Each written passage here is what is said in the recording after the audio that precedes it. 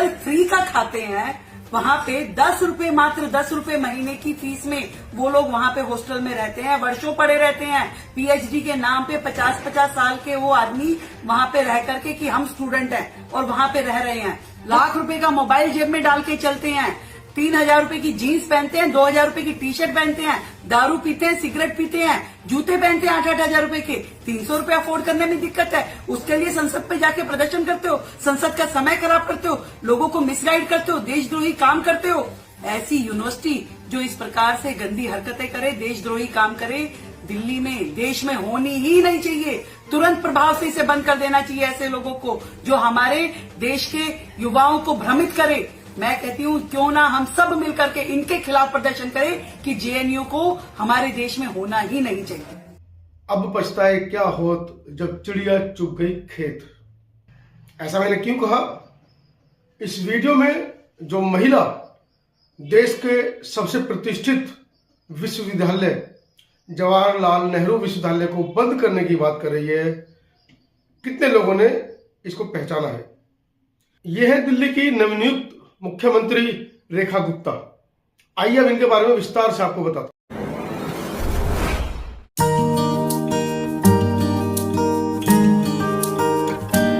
आइए जानते हैं रेखा गुप्ता, उनकी शिक्षा और उनके कैरियर और उनकी संपत्ति। रेखा गुप्ता ने मुख्यमंत्री पद की शपथ ले ली है। वे एक शिक्षित, अनुभवी और कानूनी क्षेत्र की जानकार मुख्यमंत्री हैं। छात्र राजनीति से लेकर मुख्यमंत्री बनने तक का उनका ये सफर काफी दिलचस्प है।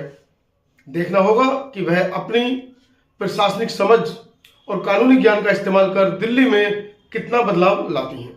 रेखा गुप्ता ने रामलीला मैदान में दिल्ली की मुख्यमंत्री पद की शपथ ली। इसी के साथ दिल्ली की चौथी मुख्यमंत्री बनने का उनको गौरव भी प्राप्त हुआ है। उपराज्यपाल BK सक्सेना ने उन्हें मुख्यमंत्री पद की शपथ दिलाई। इस खास अवसर पर देश के प्रधानमंत्री नरेंद्र मोदी भी मौके पर मौजूद रहे। रेखा गुप्ता ने शालीमार बाग सीट से जीत दर्ज कर राजनीति में एक नया इतिहास रचने का काम भी किया है। 50 वर्षीय रेखा गुप्ता पेशे से वकील हैं और शिक्षा के क्षेत्र में भी उनकी मजबूत पकड़ है। उनका जन्म 19 जुलाई 1974 को हरियाणा के जुलाना में हुआ। उनका झुकाव राष्ट्रीय स्वयंसेवक संघ यानी RSS की विचारधारा की ओर शुरू से ही रहा है। उन्होंने दिल्ली विश्वविद्यालय से कॉमर्स में स्नातक किया और इसके बाद मैनेजमेंट और आर्ट्स में एडवांस डिग्री हासिल की। बाद में उन्होंने चौधरी चरण सिंह विश्वविद्यालय मेरठ से कानून की डिग्री हासिल की और एक वकील के रूप में भी प्रैक्टिस की। उनकी शिक्षा ने उन्हें एक मजबूत लीडर बनने में मदद की, जिससे वह राजनीति में तेजी से आगे बढ़ सकी। दिल्ली विश्वविद्यालय के दिनों में वह छात्र राजनीति में सक्रिय हुई और 1996 में दिल्ली यूनिवर्सिटी स्टूडेंट यूनियन यानी DUSU की अध्यक्ष भी बनी। भाजपा से जुड़ने के बाद उन्होंने युवा मोर्चा में कई अहम पदों पर काम किया। वो 2007 में उत्तरी पीतमपुरा से नगर निगम पार्षद बनी और 2007 और 9 तक महिला एवं बाल विकास समिति की भी अध्यक्ष रही। इसके बाद 2009 में दिल्ली भाजपा महिला मोर्चा की महासचिव बनी और 2010 में भाजपा की राष्ट्रीय कार्यकारिणी में शामिल हो गई। हालांकि 2023 में मेयर चुनाव में आम आदमी पार्टी की शैली ओबराय से हार के बावजूद उन्होंने हार नहीं मानी और 2025 में विधानसभा चुनाव में पहली बार जीत दर्ज कर अब मुख्यमंत्री बन गई हैं। रेखा गुप्ता ने अपनी कुल संपत्ति 5 करोड़ घोषित की है। इसमें 3 करोड़ 55 लाख रुपए की संपत्ति उनके नाम पर है और लगभग 1.5 करोड़ की संपत्ति उनके पति के नाम पर है। मुख्यमंत्री बनने के बाद सबसे बड़ा सवाल था कि क्या रेखा गुप्ता पूर्व मुख्यमंत्री अरविंद केजरीवाल के शीश महल यानी सरकारी बंगले में रहेंगी। इस पर उन्होंने साफ इनकार कर दिया, जिससे साफ है कि वह सादगी से रहना पसंद करती हैं। अब ये मीडिया का रुख है कि वो सादगी से रहना पसंद करती हैं। भाजपा ने 2025 के विधानसभा चुनाव में आपको हराकर 48 सीटों पर जीत दर्ज की और जबकि अरविंद केजरीवाल की पार्टी सिर्फ 22 सीट ही निकाल पाई, 22 सीटों पर सिमट गई। अब आप सोचिए, बीजेपी ने दिल्ली में RSS आरएसएस की विचारधारा की महिला को मुख्यमंत्री बनाया है।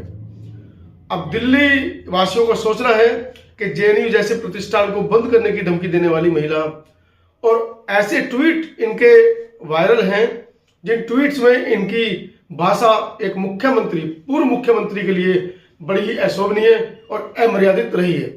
यहां तक कि गाली गलौज भी इन्होंने अपने उन ट्वीट्स में की है। हालांकि मुख्यमंत्री बनने के बाद उन ट्वीट्स को और इनके उन बयानों को डिलीट करने की कवायद जोरों से चालू है, परंतु बहुत से लोगों ने स्क्रीनशॉट उसके पहले से ले रखे थे और उन स्क्रीनशॉट्स को अब वायरल किया जा रहा है।